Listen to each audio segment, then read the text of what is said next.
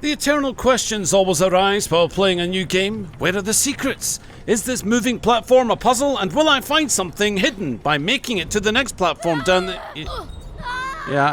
Right. Well, welcome to Immortals Fenyx falling on a cornerstone and breaking every bone in her body in the name of science. For all things in this game are a test anyway, and to pass that test, explorations are in order but will yield great rewards such as the Axe of Atalanta and Zeus's Lightning. But that's only the beginning.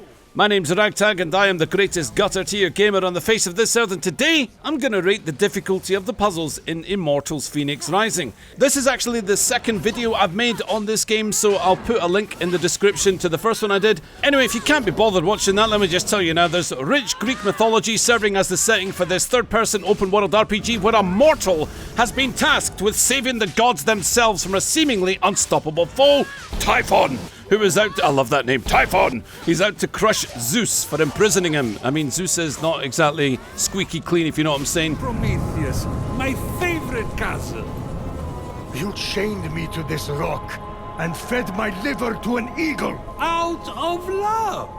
You may also have noticed this isn't my usual Apex Legends kind of stuff, so it would help me if you do click that subscribe button. The YouTube algorithm doesn't seem to understand me wanting to add other games to the channel, so it's not going to recommend it to you unless you're a gutter tier gamer. Also, regarding spoilers, I'll be talking about this game in a general way, but inevitably I have to pull out a few examples, but hopefully nothing that will make you feel like you're getting a personal walkthrough. Right, the first thing to note here is that this game really lends itself to the thinker, the player who wants to solve problems by just messing around and trying things out. Now, the game will present you often with things like a sealed entrance that you need to unlock, or perhaps a platform keeps you out of reach from somewhere, a chest seems padlocked, and the list goes on. But the thing I particularly like is the fact that I constantly swing from feeling like a total genius to a complete idiot.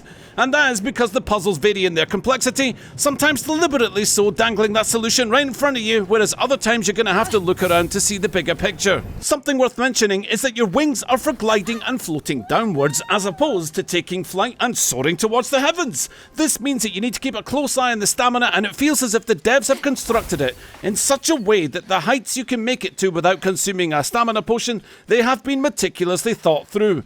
As you scale a wall, Phoenix is going to get tired, that blue bar goes down, meaning that climbing from A to B isn't some mindless experience, but one that you need to somewhat measure, or you're going to fall to your doom. Anyway, let's talk about me being an idiot first, because that's what we're really here for. A red sealed door often means that there is fire to ignite, or a lever to pull in some way, or push a button that's going to release that door. First things first, get those guardians dispatched, because that's my treasure chest, mate. Then it's time to take a look around the structure that harbours all my golden goodness. After all, you want to make sure that there isn't one of those vital door releasing mechanism catch things inside, lest you miss the easiest bit of all. Then attention's turned to the roof in case there's a hole inside that you can shoot an arrow through, or simply drop in and snag the loot. But sadly, in my case, it wasn't long before I was completely stuck. Fortunately for me, an enemy spawned and I took my frustrations out on him.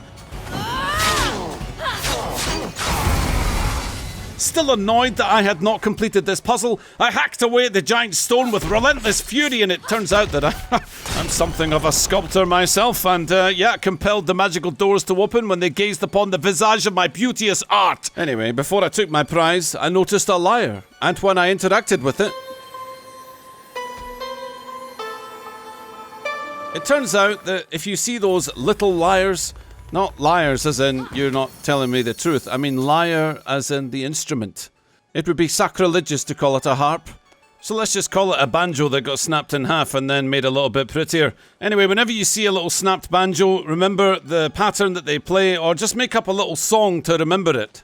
You plain suck at this. Now, there is a Titan-sized version in the area of the snapped banjo with the 4 strings on the lyre, which is a bit limiting in terms of shredding out your favourite Olympus bangers, but fortunately for the dull-witted adventurer, well, who requires the ability to retain the tunes with a goldfish memory, this suits our needs perfectly. Anyway, you play your merry melody onto the larger lyre at a different octave, by the way. But apparently the pattern is the pattern which opens up a portal to a place I definitely wouldn't be sticking my hands into, but I'm glad I did, because we got a bunch of coins on it. And those coins are actually from Charon, the ferryman himself, which means we just nabbed these directly from Hades. Which is just as well, because you get to spend them again on upgrading your godly powers, which at the end of the day is to save the gods themselves, so it's not really stealing if you're swooping in to be their personal mortal salvation, right? Well, I don't care, I'm getting my power spin finisher and that's the end of it. Right, pressure plates in this game, they're everywhere, and they mostly present in the form of, they've got these light or heavy. Light as the feather, heavy like an anvil. Simple, eh? Now the light one just needs something, well, light on it, and the heavy one needs a big iron cube or something like that. And you can work these out pretty easy enough. But if you saw my last video on the subject, there are challenges in this department. This simply could not fail. Unless you're me. The levitation technique is handy for moving the cubes around or rolling balls of yarn around, which is, well, it keeps things interesting. That is, until you realise you have to roll a big pedal 2 miles across the map. And it takes a lot of stamina to keep control of it.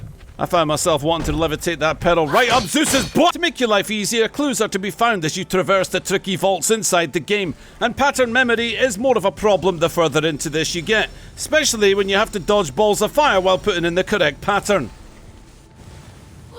Lasers are also there to test your decision-making skills as to whether or not you will give your TV a flying lesson. But the thing that actually put me in this place was when I was attempting, I suppose what you would have to call a timed run, because it's where you set an object in motion, you have to catch up to it before the puzzle resets, and anyone who has benefited from the fortitude that you gain from games such as Portal 2, you'll be at ease here. However, as I failed again and again in my haste, the answer in beating the giant ball of yarn was in fact my easing off on escort duty and allowing it to travel by itself, meet it at the final destination, and prevent it from throwing itself off a ledge.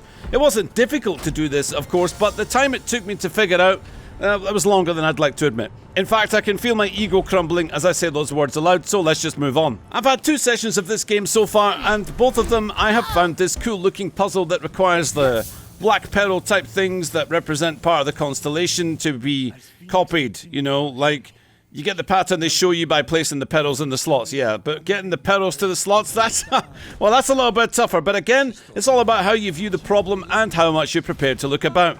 There are secrets as well that I came across, but they sometimes require certain skills unlocked, so you need to watch out for that, or you might be finding yourself staring at something for hours wondering how you're actually going to do it. Also, the slow motion arrows are a good way to scout your surroundings that you can't see, and they often light the way or hit a target that you can get access to whatever it is that you were seeking in terms of treasure. The difficulty in any puzzle is always in the eye of the beholder then, as the way you look around or approach something in relation to how you've solved similar things in the past, that will affect the speed at which these things are solved. The trickier the game you've played, the easier the overall experience will be, but I have found that overthinking puzzles has been my downfall on multiple occasions. So if I was to put a review on how stuck I became across both of my play sessions on Immortals Fenyx Rising so far, I think 2 or 3 of them had me absolutely stumped. I was staring at them for 10 minutes or more, wondering what I could possibly do to get around them. The answer, of course, was always just changing my perspective or the angle, like zooming out a bit, whatever I was looking before, trying to just look at it in a different way or try to think of a different piece that was needed somewhere else, and then finally I got around it. However, that didn't mean that all the rest were easy. Some, as I said, you know, they're timed and they require knowledge and skill to get the job done.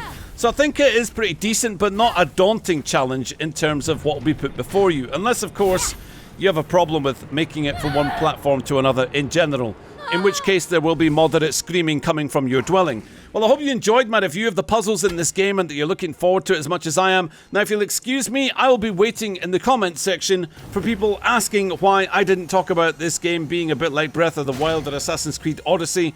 Please do subscribe, guys, and yeah, I'll catch you in the next one. Later!